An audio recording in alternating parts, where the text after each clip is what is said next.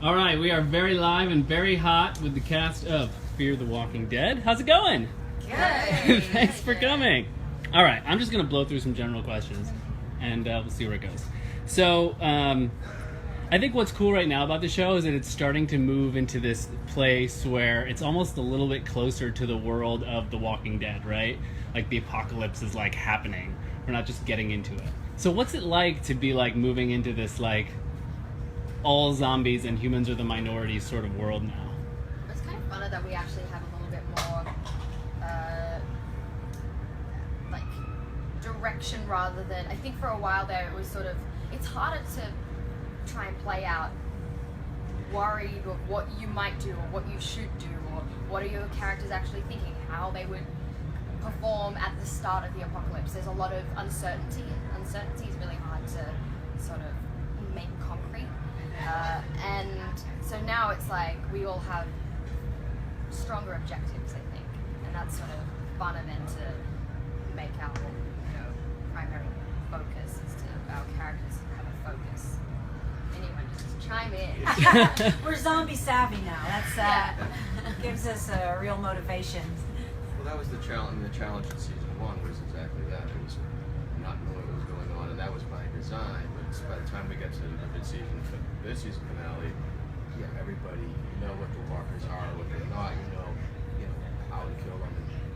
The difference is, especially with Denai's character and Celia from the first half of the season, we have people who, even though they understand what the dead are, they're not threatened by them.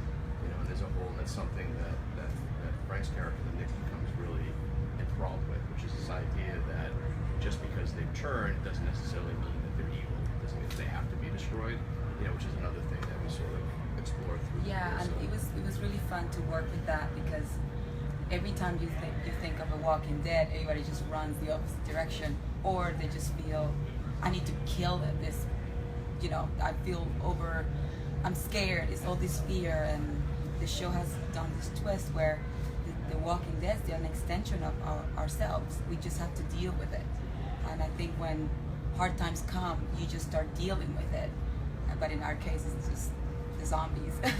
But it's a beautiful way to kind of like put your mindset, because it's just really how we are. We just adjust, and the strong ones survive, and the ones that can't adjust, they get eaten by them. That's how it goes. Yeah, and it's just, I love it. Yeah, because as the show was starting, it was sort of like it started, the world was normal, whereas in the original show, the world was already like completely screwed up for the most part. So now it must feel very different than when you first started on the show, right? It must feel quite different. Yeah, well, I mean, especially, I guess, even just aesthetically, now we're going through completely different landscapes, and like our characters don't have outfits as much. Well, I know when I first started in the pilot, I had like full-on outfits. Well, I have some cute jackets and teacher shoes, clothes, cute teacher heels. Yeah. And now it's anything goes, and it's all rough and ready, and that's kind of fun as well. Like you're getting caught up all the time. Yeah, I like also. I like also that very important point I was going to make. It's going to come to me. Yes, that now that the apocalypse rules are established, every kill doesn't have to be so painful. Yes. Because that was what was so hard, difficult true, in the beginning of the season. That you have to kill, when every kill has to count somehow. But now that we understand the rules of the apocalypse. Yeah, it almost like it changed you every single kill. That's when you had to play it out and it had to really mean something. And now it's becoming a little bit more numb or Survival mechanism. Clearly. Yeah, adjust. Mexico to some extent has that, because this new land that they're the new foreigners, they're the Americans coming, and they have to adjust to not just the fact that we're in an apocalypse, that they don't speak the language. They have to adjust to like, oh my God, where are we? They don't understand, and so it's all these obstacles that they have to overcome to just really survive or get around. Like, especially when you all divide yourself, like different. Yeah, it's interesting. Cool.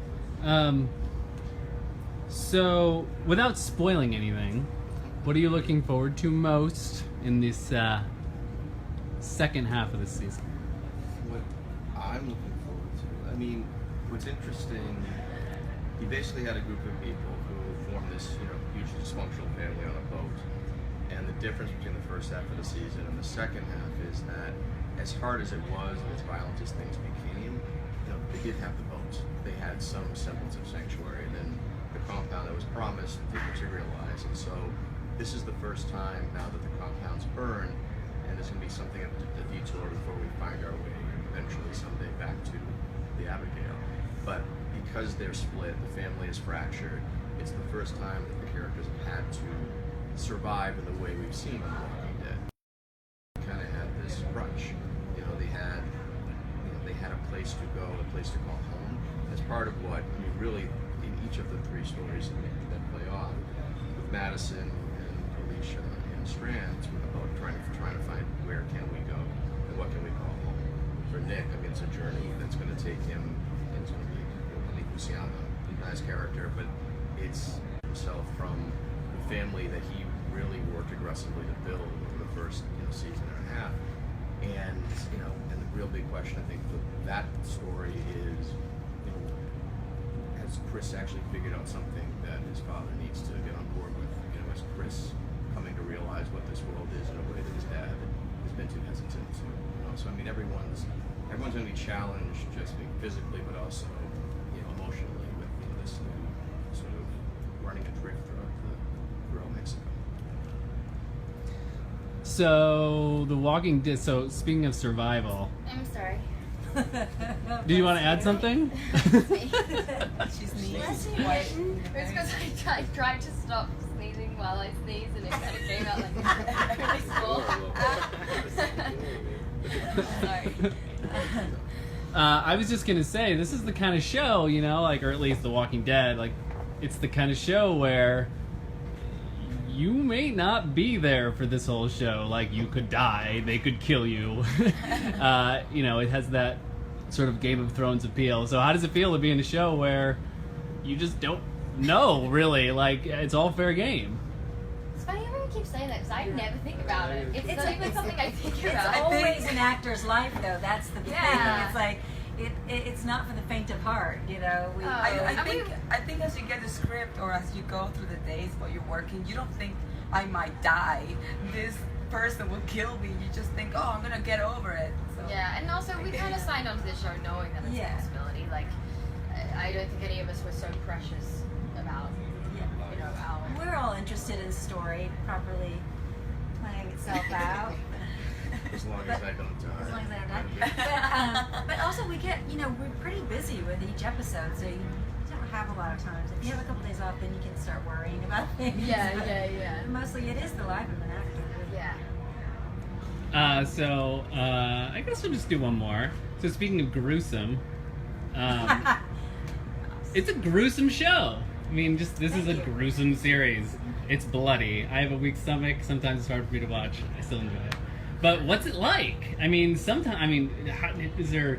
anybody else have a weak stomach like me and have ways that they deal with it? Or You do? I do. Yeah. No. Aww. No, I do, and that's the no. What happens is, if I'm in post and we're cutting something, and I don't know, for some reason, once I see it, you actually have a really bad one coming up. Just don't shoot up. Yeah, nothing. But there's a very no. I get it. Yeah, I find it a little upsetting, to be honest. Some of the, and it's not just, and we'll see more of it. One of the interesting things that even though everybody has this degree of zombie savvy now, they know how to kill the dead. We're also getting more, we're going to be delving into human versus human as well.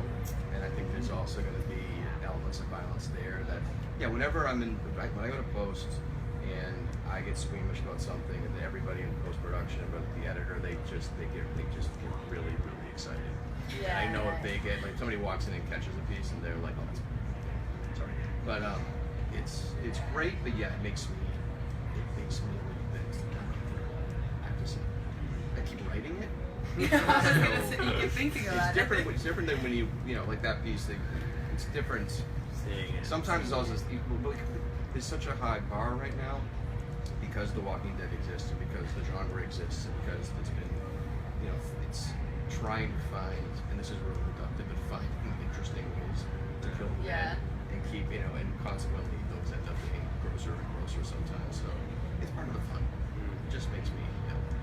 What about being inside of it? You know, I mean, like when there's one on top of you, or you're on top of it, or there's many on top see of them all you. wandering around at lunchtime, That's and weird. like, Yeah. For me, that's going, weird. and you see them sort of having cigarettes and stuff. And they're very Almost passionate. alone and have a Yeah, Coke. exactly. Yeah. The background artists, they're really passionate. I speak to them in Spanish, and they're like, "We're so happy to be here," and they're like, they look like they're dead, and they're like, you know, walking all day. It's like I used to tell you, like they're just so committed to. They're fans of this, but it's a hard. I can't imagine just being like that. But they're so passionate.